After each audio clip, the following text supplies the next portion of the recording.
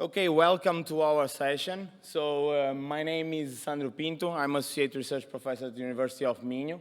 Today with me I have Cristiano, which is currently doing his PhD under my supervision. So this is my third time at Black Hat Asia. Always a pleasure to be here, and the second time for Cristiano. So the title of the talk today is What the TrustZone-M Doesn't See, the MCU Does Grieve Over, Lessons Learned from Assessing a Microcontroller TE. So, the formal acts. This is the agenda for today. I will start with a brief introduction just for the motivation and a set of observations. Then I will hand over to Cristiano, which will discuss the EV part of the work. And I will get back near the end just to provide some advice and lessons learned and to conclude with the final thoughts and the Black Hat sound bites. Okay. So we are currently living in this Internet of Things era where the overall idea is to connect every single device to the Internet. I mean, in the past, we used to have like these embedded systems which were somehow disconnected from the Internet, but nowadays, the trend in many industries is to connect every device to the Internet. And for example, one very application at the moment is this AI-enabled edge device, where we currently are shifting the AI from the cloud to the edge. We want to protect the IP and from the external hackers and attackers. Well, these are just numbers. I mean, this graph here is the first on the left was from ARM. I do remember when I was at ARM TechCon in 2017 that they released the projections of the cumulative number of annual productions of IoT device that is expected to reach 1 trillion by 2035. And this basically states that this trend is going to increase and accelerate. The problem is that what we are witnessing is this by connecting IoT device or device to the Internet, we have seen or witnessing more and more hacks and attacks. We are currently living the age of the cyber Wi-Fi, and with that, I mean, MCUs or microcontroller units, which are different from the application processors that you use on your mobile device. ARM is the main designer of these MCUs. I'm talking about Cortex-M0, M0+, M3, M4, and M7. And ARM felt the need of implementing like security mechanisms on these MCUs to basically provide security at scale. And that's why ARM decided to shift TrustZone technology that has been around for more than 2 decades to protect your mobile device from like mobile to this embedded and IoT device. Well, as I said, ARM TrustZone has been around for more than 2 decades, mostly to protect mobile device. I mean, you may not be aware, but every day, if you are using an Android device, you are using Android Keymaster, you are using your fingerprint, so you are using TrustZone technology. And this technology has also been used in tablets and also on smart TVs. TrustZone is centered around the concept of 2 protection domains or worlds, where you have the secure state where you place your security critical applications, and then you have your non-secure world or the normal world where you put your main operating system. I mean, if you refer to your mobile device, typically you have like your Android, which is the rich operating system, and then you have a TE that may be in several forms, shapes, and flavors, depends on the vendor, which embedded security critical applications. Well, and as I said, ARM shifts TrustZone technology from this mobile device to these MCUs, and the new generation of Cortex-M, which are the Armv8-M, Cortex-M23, M33, already embedded this technology in its core. So, for those who are familiar with this Armv6, Armv7 architecture, I mean Cortex-M0, M3, and M4, you typically have 2 processors mode, thread and handler. You have 2 privilege levels, unprivileged and privileged, which means that at the end of the day, you have 3 base privilege levels, unprivileged thread, and privileged handler. Well, basically, with TrustZone, what ARM did was to create this orthogonal world where you basically replicate by 2, and at the end of the day, you have this complete replica of the privileged state on the non-secure side, or the non-secure state, and also on the secure state. And basically what ARM did, comparing to the Cortex implementation of TrustZone, was to optimize like the context switch basically for this resource-constrained device. For example, you don't have anymore the secure monitor, which has been used to basically interface between non-secure state and secure state. Well, in terms of memory access control, while in TrustZone-A you typically have like the TrustZone address space controller or a memory controller at the platform level, on Armv8-M you have controllers which are called secure attribution unit and implementation defined attribution unit, but at the core level, that work as a first layer of firewall that is then we then have a second layer, which is the traditional MPU, which is then replicated on both the secure state and on the non-secure state. Okay, so, well, the CPU protection from TrustZone is at the CPU level, I mean the system level protection. You have these memory controllers, which mean that, for example, if you set the access policies of the SAU and the MPU, and you, for example, if you want to access the address 0x100 from a secure unprivileged, since you have defined the policies of SAU and MCU MPU to be secure and privileged, you will not be able to access that address.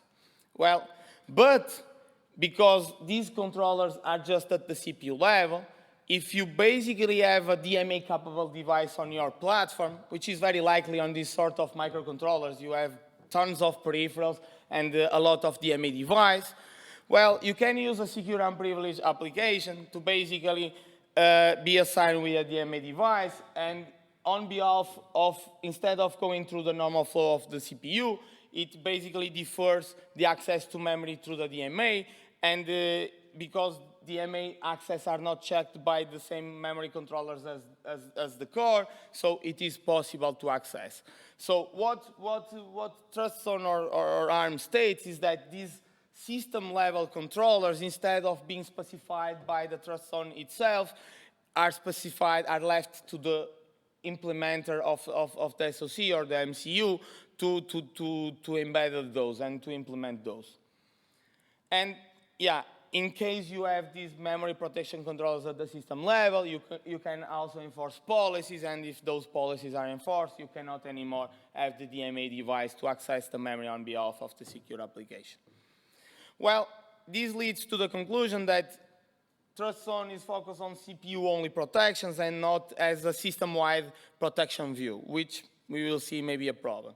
At the same time, ARM decided to bootstrap this platform security architecture movement. It's a joint initiative between ARM and other partners that basically defines a set of threat models, then architects a set of protection levels to be linked with these threat models, and provide a reference implementation of a secure firmware source code.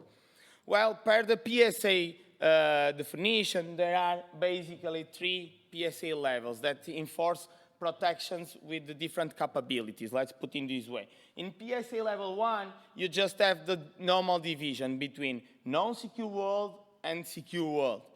But then the software on the secure world typically consists of the trusted kernel, some trusted service that belong to the kernel, but also applications developed by third parties that want to develop security critical applications. In the PSA lingo, you have like these RROTs, which stands for Application Root of Trust, and the PROTs that stands for PSA Root of Trust, and then the kernel itself.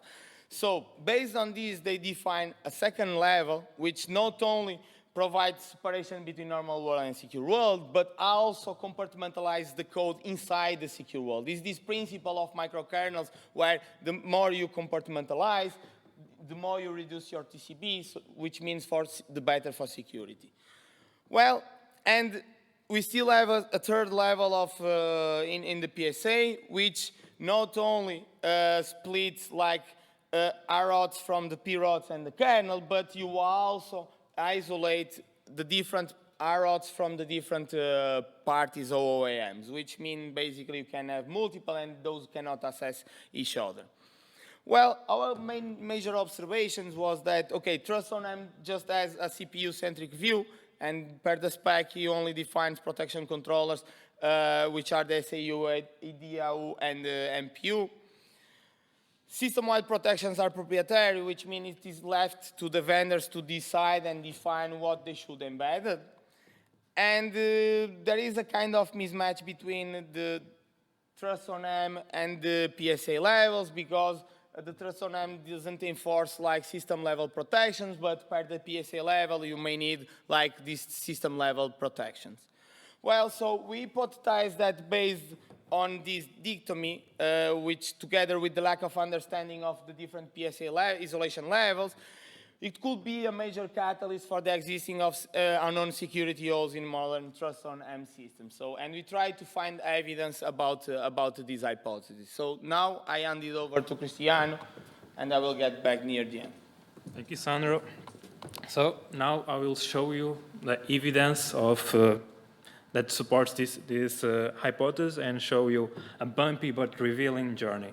I will guide you from what you find to be a weak hardware protection, and then we go to assess one TE that is specific target for microcontrollers, and I will show at the end what was our responsible disclosure journey. So, in 2018, Microchip partnered with TrustZone to release a secure solution for IoT devices. These make waves on the several news outlets and create a lot of hype for this IoT community because it was bringing security for these resource-constrained devices. Microchip, on this partnership, released SAM L11, that is a microcontroller based on TrustZone, and that is specifically targeted for resource-constrained IoT devices. And TrustZone released KBM, that is a trust execution environment that specifically runs on this platform. So here we want to dive a little bit deep and try to assess what was the secure guarantees and the strongness of these guarantees in each site. And we start by looking at Microchip SAM L11. And this is a board that has a Cortex-M and is marked by Microchip as a robust, secure solution. And has a lot of security features like ARM trust zone, secure boot, crypto acceleration, secure key storage, and chip level tamper detection. But we find here at first something missing at the memory protection. So we went a little bit deep and we went searching at the schematic from datasheet from the microcontroller. And here you can see that there is a memory protection unity. There is a TrustZone controller, SAU, and IDAU, but we don't see any memory protection controller. We find first a little bit strange, but then we thought, okay, maybe this is just a misrepresentation on the schematic. And we skimmed through the datasheet and find a bunch of security features. And there is one that they call the peripheral access controller, that is like a basic PPC, that can assign a peripheral either to secure world or non-secure world. And here we find something missing too, because they say that we can assign a peripheral to secure and non-secure, but what about the privilege and non-privilege? And what about the memory protection at the system level? So here more confused, because this is a microcontroller that is sold as a specific solution for security on IoT devices, and they don't implement a critical piece of memory protection at the system level. And what this means on a schematic is there is no MPC, and there is a pack that lets the peripheral be assigned either to non-secure or secure world. And when a secure unprivileged application wants to access privileged memory, you already know what happens. At the core level, it may be blocked, but it can bypass that using a DMA. This per se is not a problem, and is justifiable because SAM L11 is certified for PSA level 1, which means they can separate non-secure from secure world, and the hardware can enforce this. The problem here starts when we want to join KBM to this solution, and here the they claim that there is a PSA certification level 2, which tries to separate application root of trust from the privileged software. And with this kind of board, we find this a little bit difficult to enforce because there is no MPC. So we argue that the lack of an MPC may open unknown security holes, particularly when we want to implement PSA level 2 and 3. And we report this to Microchip to trying to raise the awareness for this problem, but Microchip just points us to TrustZone. So let's see the second piece of the puzzle. So TrustZone KBM is a trust execution environment that is specifically tailored for resource-constrained devices. And they officially claim that they can have PSA level 2. So let's try to map this to our understanding of what is a PSA level 2. So they have a non-secure software that runs untrusted software. And inside the secure world, they have the kernel that's called KBOS. They have secure service that is on the PSA lingo, the PSA root of trust. And they have third-party application from OEMs that is on similar to the RODs on PSA level. But they say that the secure mode can run on, or every secure mode runs on unprivileged mode. So this means that the PSA root of service runs side by side the application root of trust. And we now start to find a little bit difficult to map this to a PSA level 2. And furthermore, they also say that they use a memory protection unit and that a secure module cannot read other secure modules' code or RAM. So this looks more like a PCI level 3. So KBM seems more than PCI level 3 because they put the secure services at the same level of the application root of trust and try to isolate all of them. And when we add up this with the fact that the Microchip SAM L11 just has support for PCI level 1 and no PPC, we think have here a time bomb ready to explode. So this leads us to one first observation that an application root of trust or a secure mode that has been granted a MEI device can effectively bypass all KBM enforcement policies and achieve arbitrary read, write, or execution capabilities. We report this to TrustZone, and now I want to show you what was our responsible disclosure journey. And we start by reporting at January 10th, then at January 12th, received the first acknowledgement of our report, and the first feedback was coming on January 30, at which we respond the next day. Then we have another step on this responsible disclosure between February 9 and February 14, and a last iteration with TrustZone on February 16, and we end up wrapping up all of this responsible disclosure on March 20th. So now I want to focus on each iteration and lay down some of the most important topics. There is a lot of conversation going on, but I think this is the main ones. So first, TrustZone says to us, okay, you are using only the KBM evaluation version, because the production version has a lot of security features that you don't have access. So we want to have here a big disclaimer that all our conclusions are derived from this evaluation SDK, but we respond to TrustZone that we still think that the commercial version may suffer from the same problem because the underlying hardware is the same. They implement the production SDK on the same microcontroller that has not the memory protection control unit.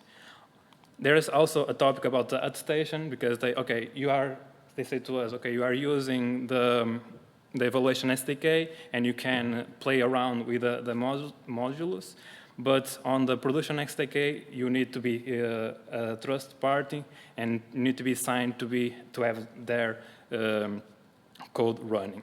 So I want to do a second disclaimer that is kind of related to the first one, that the evaluation SDK that we did use does not support attestation.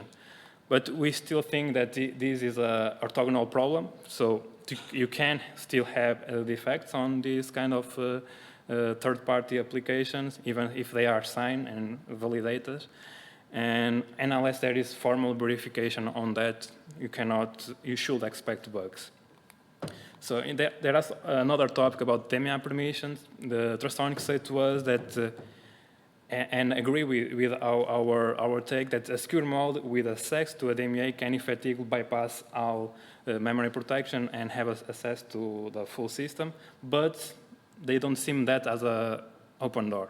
What we find a little bit contradictory, because you give access to all memory and you don't see the open door. So we found that a little bit strange. Then there is another iteration that they say, okay, you should grant access to DMA, but that DMA is locked down on the production XDK.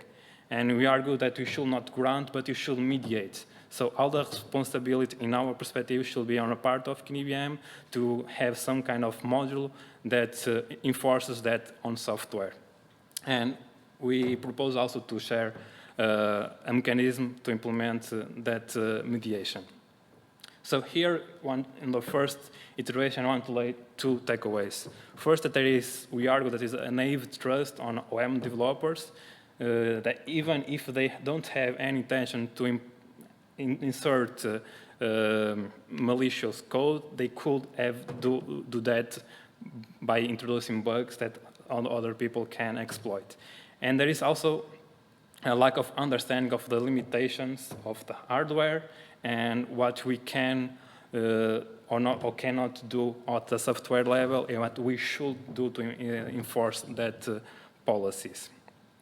In the second iteration, there was a lot of things going on, but I want to just focus on this one, on the non-native DMA support, because TrustZone say that KNIVI does not ship with a secure world DMA model, and that is left up to the OM developers. And the OM developers should provide the mediation.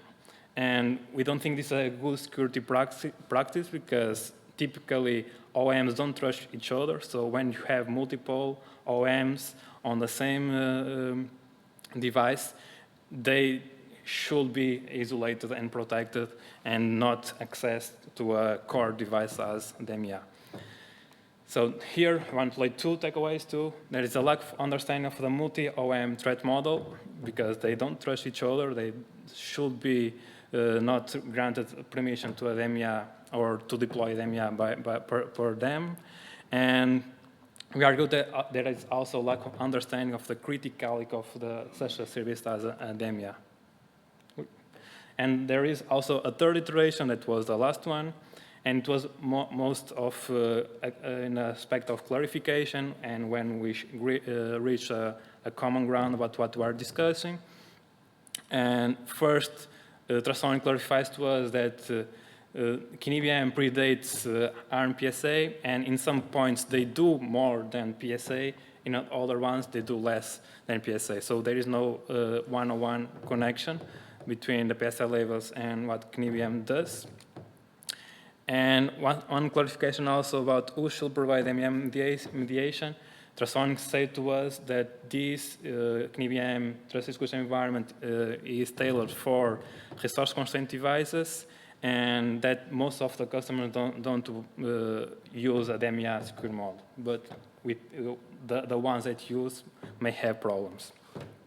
So they also say that the DMA access should be mediated by a system model, but that should be provided by OM. And we strongly believe that this is not the right way to do, and is not a good security practice. And that not providing DMA mediation, in one side we are hindering the capability of the system, and another side letting open threat vector hope on the wild. And in the last thing that I want to highlight is some requests that we do to TrustZone, just to issue a secure advisor to clarify all of this protection gap that there is, and clarify the difference between evaluation and a production SDK, and provide us access to the commercial SDK for internal assessment. TrustZone in all our responsible disclosures were very willing to talk with us, and sometimes we have different points of view, but we reach a common ground. But on these specific 3 questions, we didn't receive any response, and I'll let you, the audience, take the conclusion about that. To summing up, and if you take something about this responsible disclosure, I want to be this slide. First, we could only validate on the evaluation SDK, but we was granted with the permissions to the other one. The secure modes are only signed and validated on the commercial version, but we think that the attestation is orthogonal to the problem that we present here. And official KBM claims that it has PSL level 2, but its secure architecture seems that it wants to offer more than that when there is no hardware enforcing that. And there is no DMI mediator that is delivered by KBM and is left for the OEMs. Now I will present you one way that you can do to mitigate this problem, that is use a DMI mediation that we think is relatively simple to implement. And basically you can use a privileged application from as a secure service that as a DMI mediator that has a whitelist, and we can put in a whitelist the application that can access the DMI. And when that application, in this case Armv8-M wants to access, they just request that access to the DMI mediator, and if that access is granted, the DMI mediator will do the access on behalf of the application. In the same way, if the application of TrustZone that is not on the whitelist wants to access, it will be blocked. So in this way, you can simply implement and emulate a memory protection controller on software and prevent this kind of gap. So now we show evidence of the problem, but you are maybe asking, but what can have be wrong with this, or what is the consequence? So when we want to have probably more than PSL level 3, and the MCU has no MPC, and the firmware has no DMI mediation, yep, you are screwed. We implement 3 exploits. One that we want to demonstrate that we can have secure privileged execution and tamper with KBM. Then another one that we want to steal code from other secure partition, and remember they should be separated, and one secure partition should not be accessed to another one. And the last one, we steal cryptographic keys accessing data memory that we should not have permission to. I will focus just on the last one. They are very similar in the way that they run, but here we are limited on time, so if you understand this one, the other one will be very similar. And here there is 2 parts, where there is one application, malicious application, that has a front end and a back end.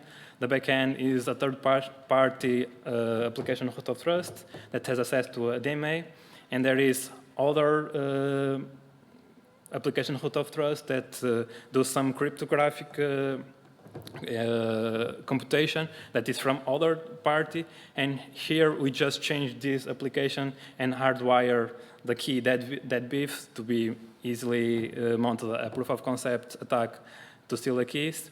And basically the steps of this attack is the Armv8-2 requests a secure storage to store that beef, then the malicious application wants to steal this dead beef, and KBM specifically says that secure mode cannot read other modes memory, so we just try to do that using the gap of protection that we show you, and we use the DMI, and we could bypass all MPU and SAW protections and retrieve the security creep. So here it's a quick live demo. Here we are dumping all secure memory from a secure and previous application that we should not have access. And on this dump is also the security key, the cryptographic key that is here on top. As you can see, that beef, and you basically bypass all the protections. Now I will hand the presentation back to Sandro. He will do some final thoughts.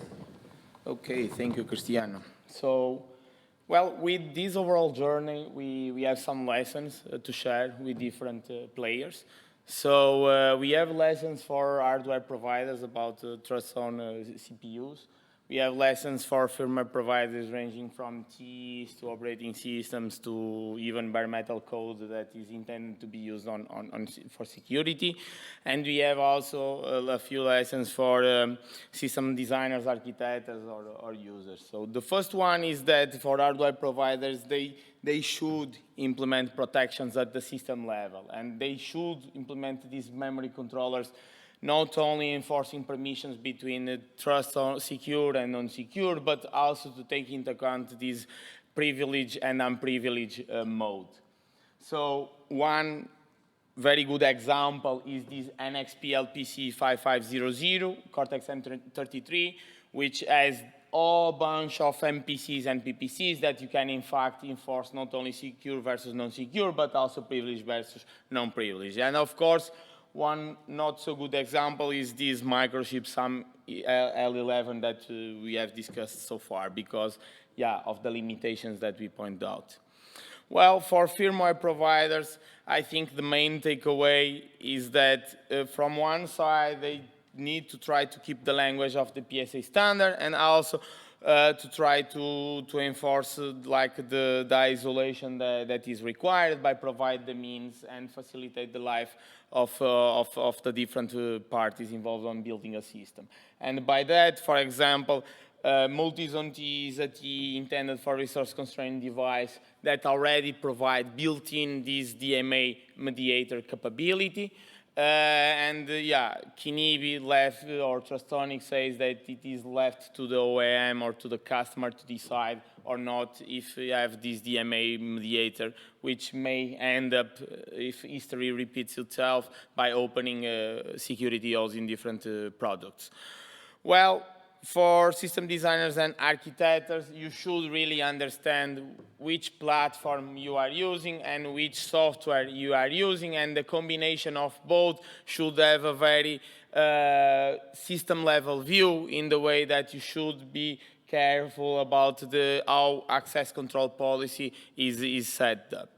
And one last one is about like these PSA levels. As we have seen, like KBM use this microkernel-like architecture, which not only splits like or isolates the kernel from the application root of trust, but also it moves like this extra trusted service, deprivilege them to unprivileged, secure unprivileged, and then enforce isolation between them. So this is, we believe, this is the way to go, and yeah, have an architecture like this and have a PSA level like this. Of course, microkernel architectures have a little bit of performance degradation, but if done well, it can be not so bad.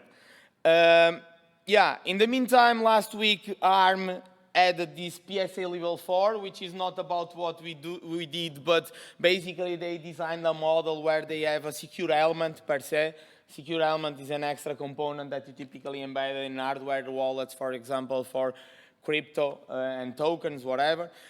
So we will say that PSA level 3 plus is something that we are proposing in between the 3 and the new one, the 4.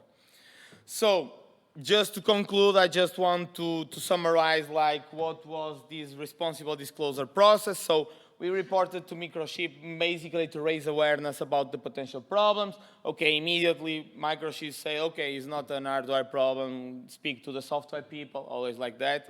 Then, okay, we spoke with, we said, okay, but it's a good security practice to have these MPCs. Then we went to speak with Trustonic, and Trustonic said, okay, you use just the evaluation SDK, but at the end of the day, is left to the OEM to decide if they have this model or not. But we said, okay, but it would be a good security practice to provide this DMA mediation. And they say, no, but we have attestation. And we said, okay, but attestation is an orthogonal problem. And they say, okay, but you are using the evaluation SDK. And we said, okay, can we have access to the commercial SDK? And yeah, we never get a reply back.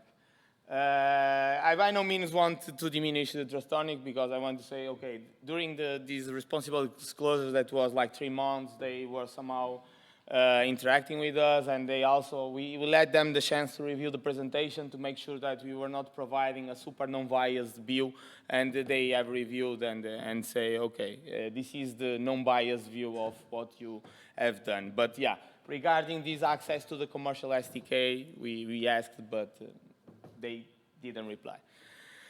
Okay, just to complete, these are the last sound bites. We basically shared our journey on fully accessing these MCU-based TE, in particular the KBM, for this very specific platform, the SAM L11. Well, we demonstrate what are the problems of not having a system-level view, and we explained, okay, what kind of software solution you can implement when you don't have the hardware capabilities, but we stress out that it's better to have the hardware capabilities because it facilitates a lot the software built at top.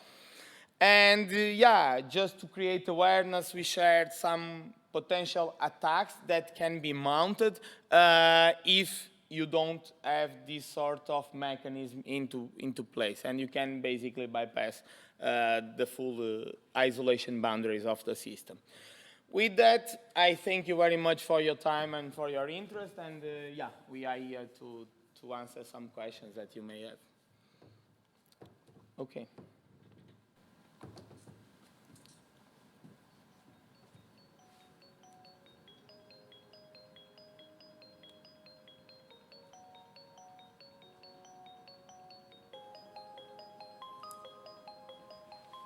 I think we have one question. My name is Awais. Sorry, I think the mic is not working because... Can you try again? Hello. Yeah. My name is Awais. I'm research fellow at Singapore Institute of Technology and Design. My question is, if you want to protect the microprocessor and the platform, you need to put extra hardware in it.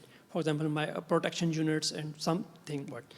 But when we introduce more hardware, it takes resources, and due to addition of new resources, maybe we introduce latency in the computation. So maybe the developers of microprocessors are afraid of putting more hardware because it degrades their performance. But at the other end, we need security. So what do you think? Yeah, thank you. I mean, when you build a product intended really for security, it's a trade-off that you, as you said, it's a trade-off that you do. I mean, performance on one side, area on another side, because you need to put the hardware on the chip itself, and security on the other side. But, I mean, if you take into consideration that you are not embedding an hardware piece that at the end of the day makes your product that is designed and developed intended for security to be not secure at all, I think it's better to have. Of course, if you have the option, as we showed, to implement in software. The problem in software is that the latency, which translates then in performance overhead, and then in this sort of device in more power consumption, is even worse. So if I have to say, like, between the different trade-off options, I would say it is better to embed it on the hardware itself. But I think the question is very nice because, yeah, at the end of the day, full system designers are all trading off different metrics, let's put it this way. Thank you.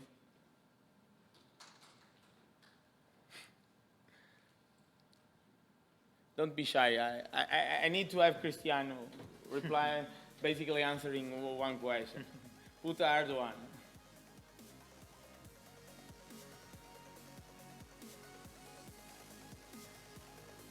Okay, so if you don't have more questions, thank you very much again, and yeah, hope to see you around, and if you want, we can have a chat on the coffee break. Thank you.